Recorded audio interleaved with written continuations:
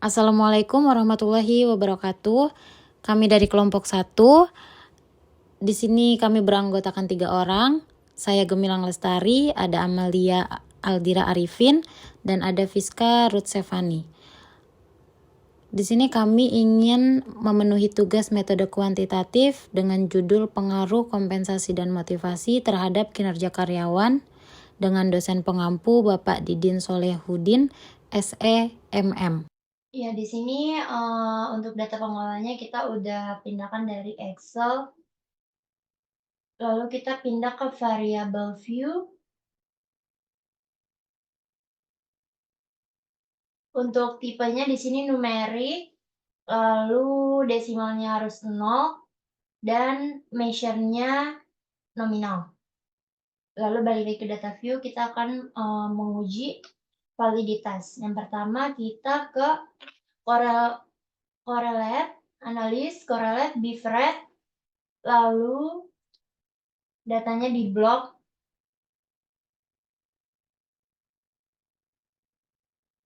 Oke. Bisa kita lihat sendiri di sini, dari ketiga variabelnya dinyatakan valid karena R hitungnya lebih besar dibandingkan dengan R table.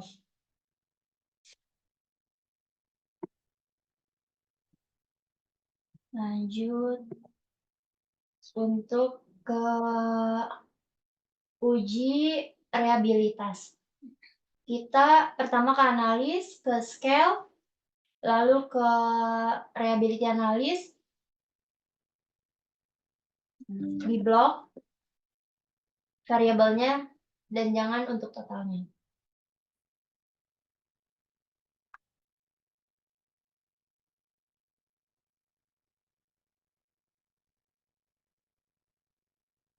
Di sini modelnya alpha.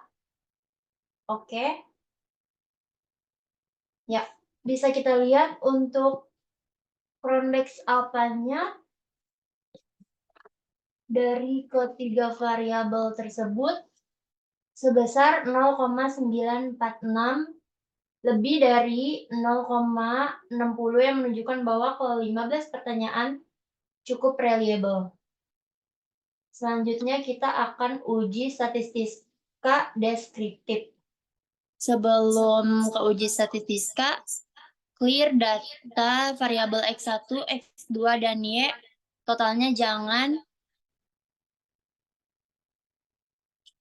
Kita clear dulu.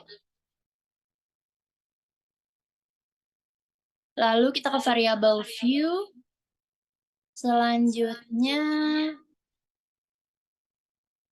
labelnya diberi nama dari variabel tersebut.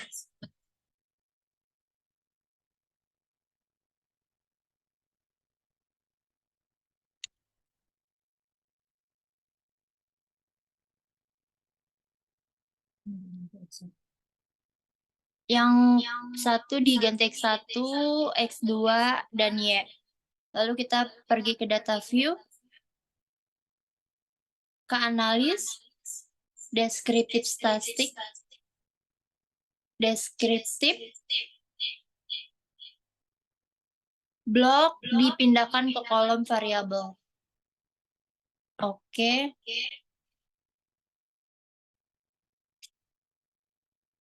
Untuk nilai minimum dari ketiga variabel,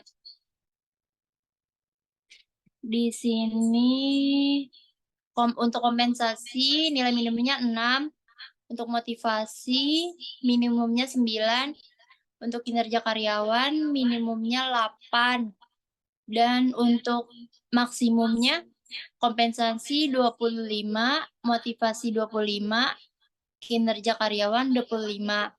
Dan untuk meannya kompensasi 18,36, motivasi 19,76, kinerja karyawan 19,87, dan untuk berdasarkan hasil statistika deskriptif, tabel 9 di atas dapat dijelaskan bahwa jumlah data yang digunakan dalam penelitian ini adalah sebanyak 55 data. Selanjutnya akan dibacakan oleh Fiska. Baik, selanjutnya kita ingin menguji asumsi klasiknya. Kita balik dulu ke data nya. Lalu kita analyze. Lalu kita klik regression. Lalu linear. Sudah itu, X1 dan X2-nya kita pindah ke independen. Dan Y-nya dipindahkan ke dependen. Statistiknya kita klik, lalu centrang, collinearity, continue, lalu plot, zpred, kita klik ke X, dan stressit ke Y. Centrang histogram, dan normal probability, continue. Save, centrang unstandard, continue, oke.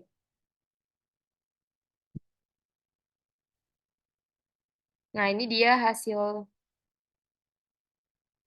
Dan ini hasil dari histogramnya. Jika grafiknya menggunung, maka dapat dikatakan data terdistribusi normal. Lalu yang kedua, normalitas T-plot. Ini dia gambarnya.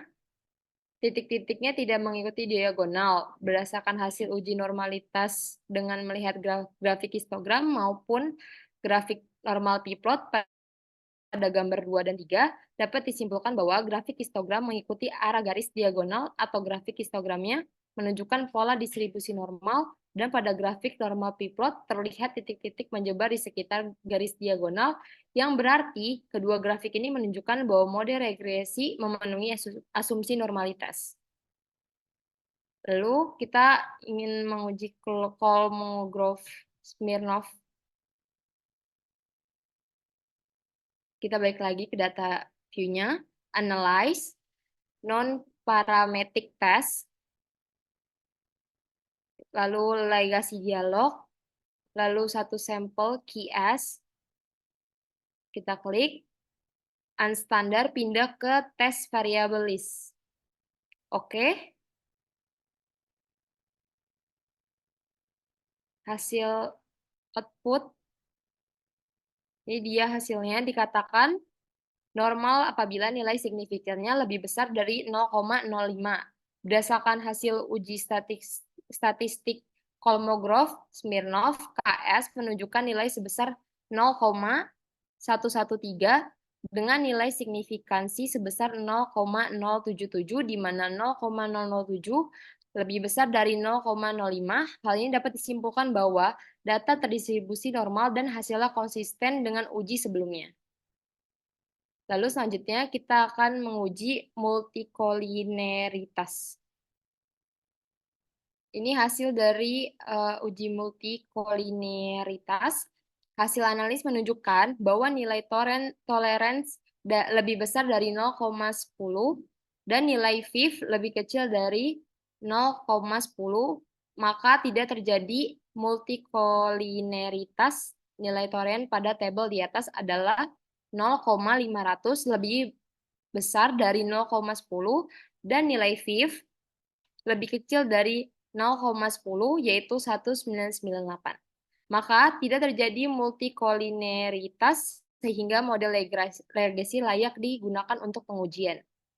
Selanjutnya, uji heteroskedastisitas.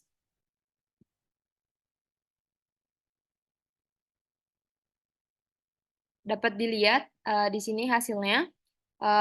Hasil analisis menunjukkan bahwa nilai pengujian gejala heteroskedastisitas dilakukan dengan grafik scatter plot. Dari grafik scatter plot terlihat titik-titik menyebar secara acak tersebar baik di atas maupun di bawah angka 0, maka dapat dikatakan tidak terjadi heteroskedastisitas sehingga model regresi dapat digunakan dalam pengujian. Selanjutnya akan dibahas oleh Kak Gemi.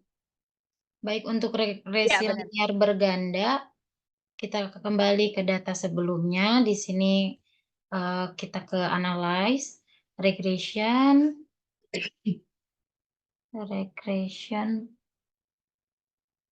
lalu linear. Setelah itu,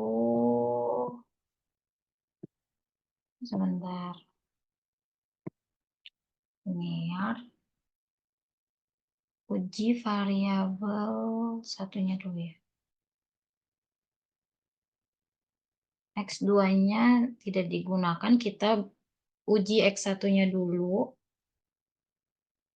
lalu statistik.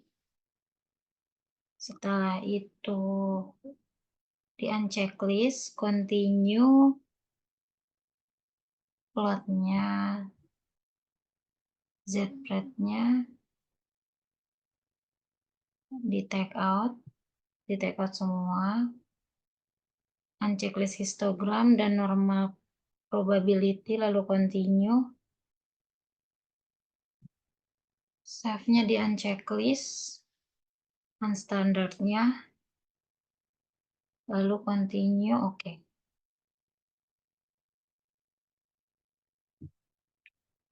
Di sini nilai koefisiennya kita hitung dari hasil pengujian ini.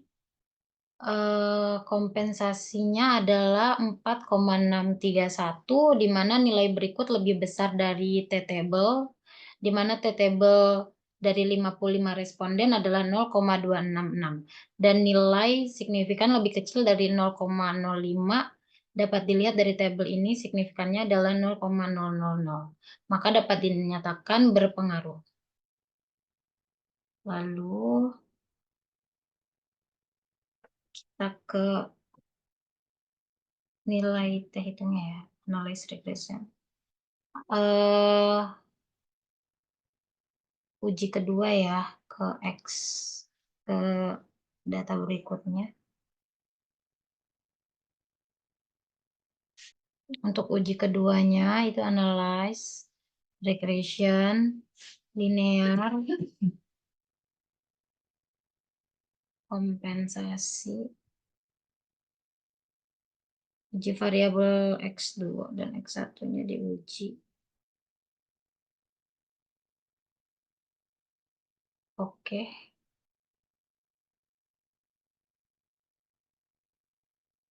Di sini F hitungnya dari hasil analisa berikut, F hitung dari kedua variabel terhadap kinerja karyawan adalah 32,430. Di mana lebih besar dari F-table. F-table-nya di sini dari 55 responden adalah 2,383 dan nilai signifikannya lebih kecil dari 0,05, maka dinyatakan terdapat pengaruh kompensasi dan motivasi terhadap kinerja karyawan. Untuk uji selanjutnya adalah uji kolerasi. Di sini kembali ke data berikutnya. Dari uji kolerasi kita ke analyze, regression, linear linear, statisnya dicentrang R squad, static, R squad, change, continue, lalu oke. Dapat dilihat dari hasil analisa berikut, ini hasilnya dari uji kolerasi, nilai S-square-nya itu 0,555 di sini. Artinya pengaruh variabel X1 dan X2 terhadap kinerja karyawan sebesar 55,5%. Kesimpulannya, pengaruh kompensasi dan motivasi sangat berpengaruh terhadap kinerja karyawan. Baik, sekian presentasi dari kelompok kami. Bila ada kesalahan, mohon maaf. Wabillahi taufiq wal hidayah. Assalamualaikum warahmatullahi wabarakatuh.